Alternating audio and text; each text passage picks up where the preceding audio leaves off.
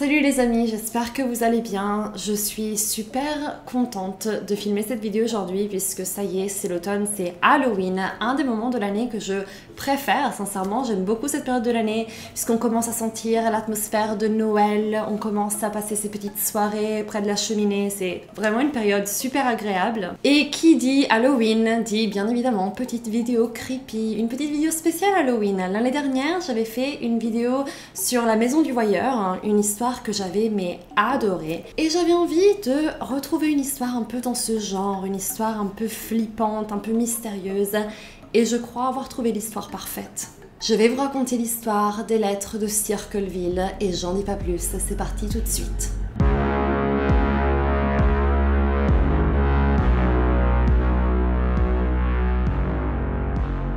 Notre histoire commence dans les années 70 dans la petite ville de Circleville et c'est une petite ville dans l'état de l'Ohio, très petite et calme et paisible. Il n'y a qu'environ qu'une dizaine de milliers d'habitants et c'est vraiment l'endroit parfait pour s'installer avec sa famille et se sentir en sécurité. Le problème, c'est qu'à partir de 1976, un événement très bizarre va semer la terreur chez les habitants de Circleville. Puisque des lettres anonymes vont commencer à arriver. Les habitants rentrent chez eux, ouvrent la boîte aux lettres et découvrent ces lettres mystérieuses, écrites de cette écriture très carrée, comme vous pouvez le voir. Et ces lettres sont très menaçantes. Cet auteur anonyme connaît des détails de la vie très intime des habitants de Circleville et leur dit des choses du type « Je sais où vous habitez, vous êtes surveillés, personne ne peut vous protéger ». Mais là où on comprend que ce n'est pas une blague et que cet auteur n'est pas juste en train d'essayer de faire un prank, c'est que cette personne connaît des détails très intimes de la vie de ces gens.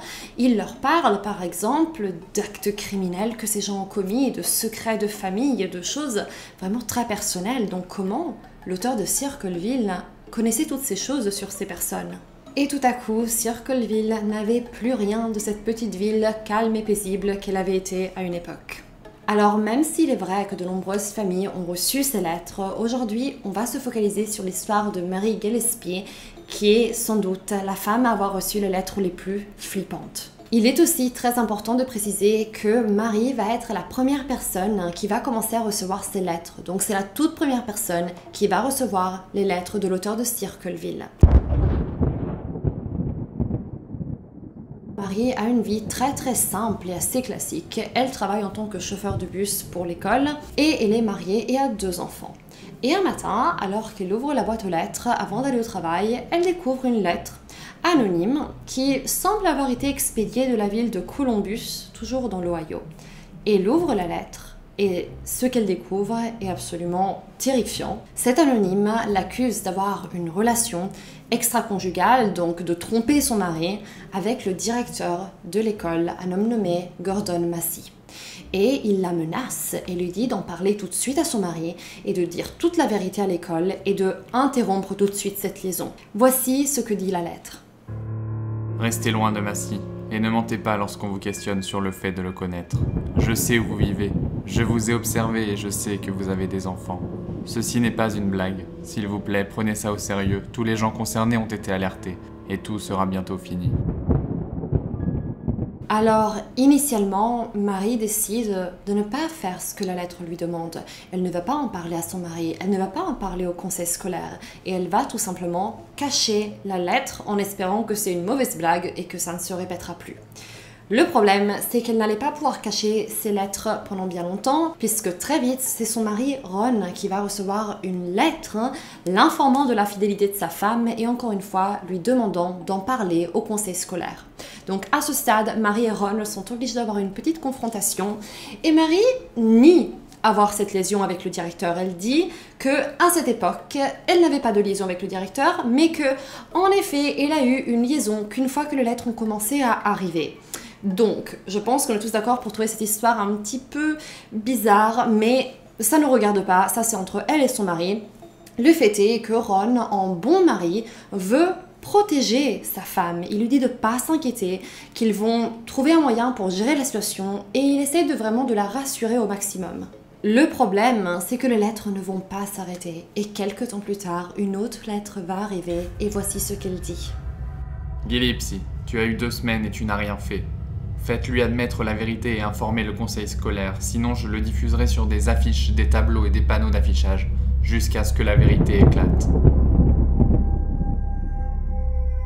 Avec l'arrivée de cette deuxième lettre, il faut dire que Ron et Mary sont assez flippés, ils savent pas trop quoi faire et ils demandent alors d'en parler à quelqu'un d'autre. Ils ont besoin d'avoir l'avis de quelqu'un, de prendre un conseil et ils vont en parler à deux personnes de confiance, la sœur de Ron, Karen, et son mari, Paul. Donc tous les quatre vont avoir comme ça un petit meeting familial et ils vont en arriver un peu à la conclusion que cet auteur mystérieux pouvait être un homme nommé David qui travaillait à l'école avec Mary et qui lui avait fait un peu des avances quelques semaines auparavant. Mais Mary l'avait repoussé et depuis cet homme, David, se comportait de façon assez froide et bizarre et ils se sont dit peut-être qu'il essaie de la déstabiliser et il essaie de se venger en quelque sorte. Donc ils décident de lui envoyer aussi quelques lettres à cet homme et ils vont lui envoyer quelques lettres en lui disant d'arrêter, qu'ils ont compris que c'était lui, qu'il fallait arrêter ce petit jeu malsain. Et cela semblait avoir marché pendant quelques temps puisque effectivement les lettres vont arrêter d'arriver pendant quelques semaines. Mary et Ron ont alors l'impression que c'est peut-être la fin de leurs ennuis, mais ils se trompent. Et ils se trompent vraiment beaucoup, puisque vous allez voir qu'à partir de là, l'histoire prend une tournure assez dramatique en fait. Puisqu'un jour, Ron reçoit non pas une lettre, mais un appel téléphonique. Et les enfants ont témoigné de cette scène et ont vu leur père très en colère avec la personne qui était à l'autre bout du fil.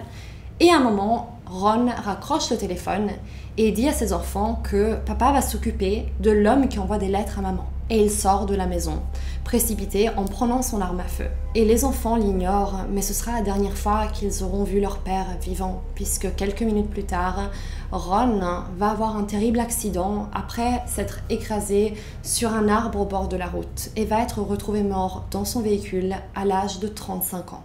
Il est très difficile de parler de cet accident puisque l'évidence est là. La voiture était vraiment rentrée dans un arbre, la scène était terrible. Mais le fait, c'est que les circonstances étaient quand même étranges. Le fait qu'il sorte comme ça de façon précipitée pour confronter cette personne et qu'il y ait un accident. Et il n'y a pas que ça. Des éléments un petit peu étranges ont aussi confus les membres de sa famille puisque Ron avait un taux d'alcool 2 fois supérieur à la limite pour pouvoir conduire. Et ça a vraiment surpris les membres de sa famille qui disent que Ron n'était pas un grand buveur et qu'il n'aurait jamais pris le volant après avoir bu. Et aussi, un coup avait été tiré de son arme à feu, mais on n'a jamais pu déterminer à qui ce coup était destiné.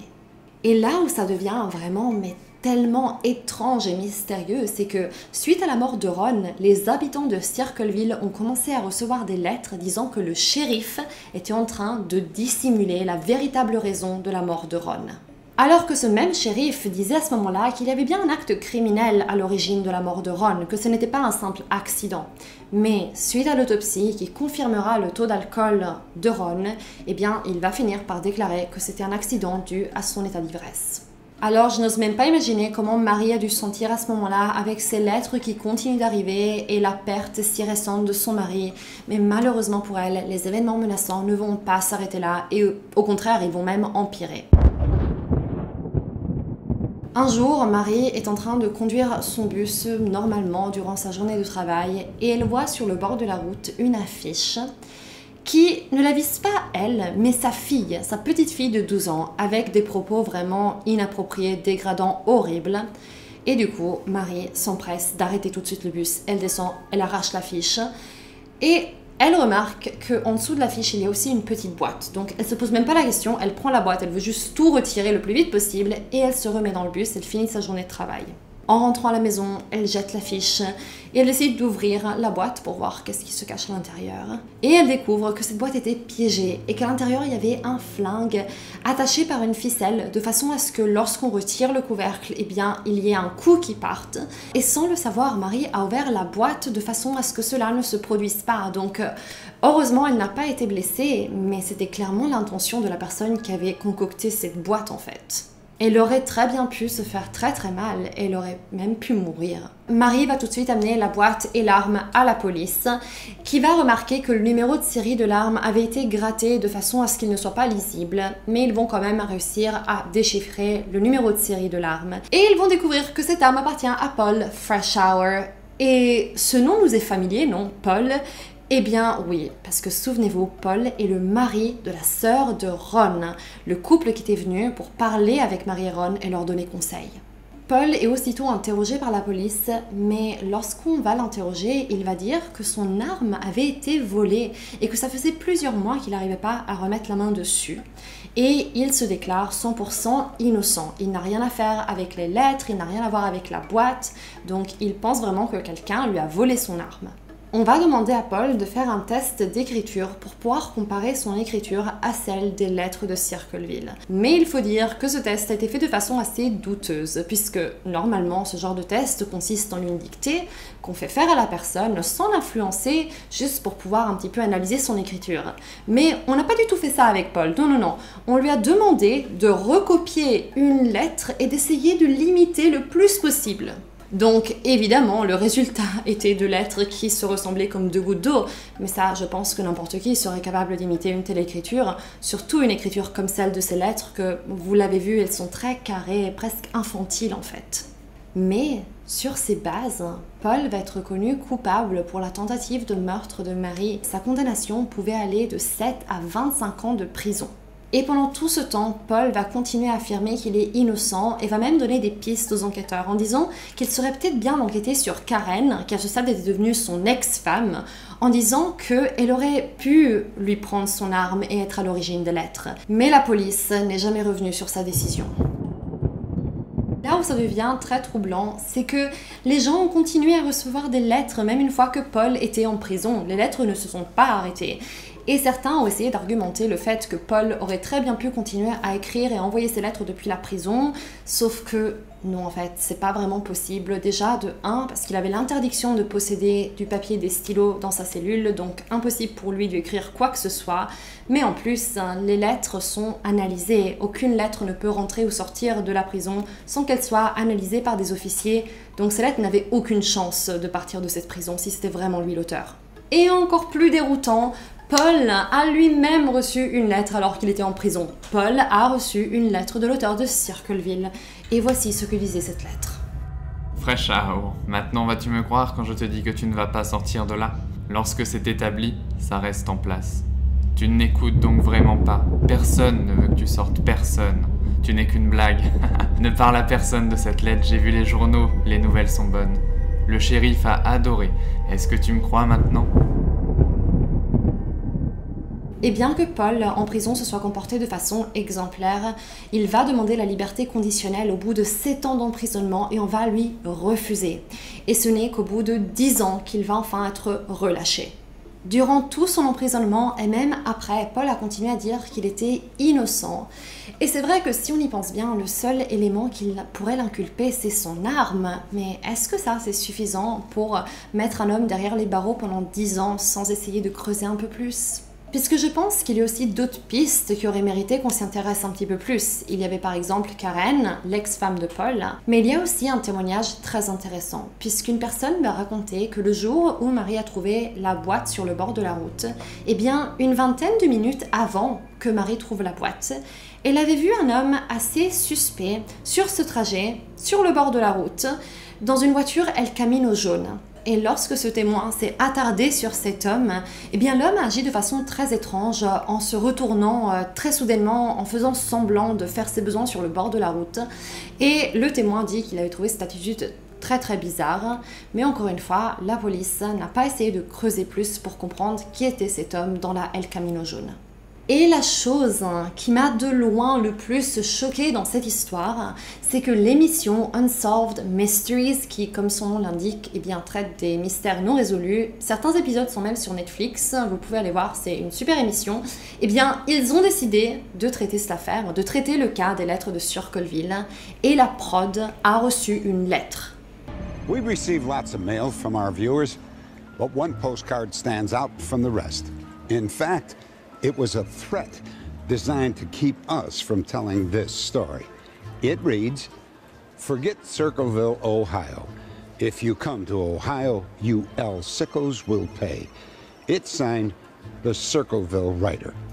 But we don't scare that easily. Finalement, les lettres ont cessé d'arriver au moment où Paul est sorti de prison, donc en 1994. Et si l'on considère que cette histoire a commencé en 1976, c'est énormément de temps, c'est énorme. Puis je vous rappelle aussi que, encore une fois, ce n'était pas que Mary qui a reçu les lettres. Énormément d'habitants de la ville de Circleville ont reçu des lettres qui les menaçaient, les inculpaient de crimes horribles qui parfois étaient vrais, parfois étaient faux. Mais dans tous les cas, comment est-ce que cette personne réussissait-elle à avoir toutes ces informations sur les gens de la ville? Je vais vous mettre en description un lien vers un site que j'ai trouvé vraiment trop bien, où une grande partie de ces lettres sont répertoriées. Donc certaines sont assez difficiles à lire, assez difficiles à déchiffrer, mais elles sont toutes dans ce site, donc je vous laisse regarder tout ça si vous voulez peut-être explorer cette histoire un petit peu plus. Les amis, vous l'aurez compris, cette affaire est extrêmement frustrante puisque nous avons zéro piste pour comprendre qui était réellement l'auteur de Circleville.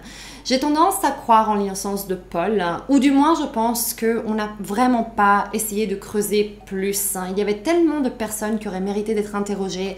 Karen, David, l'homme mystérieux qui avait fait des avances à Marie, ou même Massy, le directeur de l'école, l'homme dans la voiture jaune. Je pense vraiment qu'on aurait pu creuser beaucoup plus.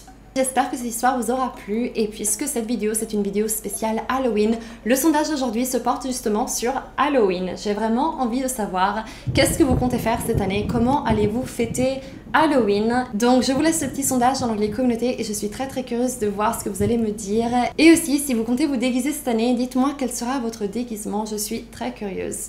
Les amis, je vous souhaite une super soirée d'Halloween et je vous dis à très bientôt pour une nouvelle vidéo. Ciao!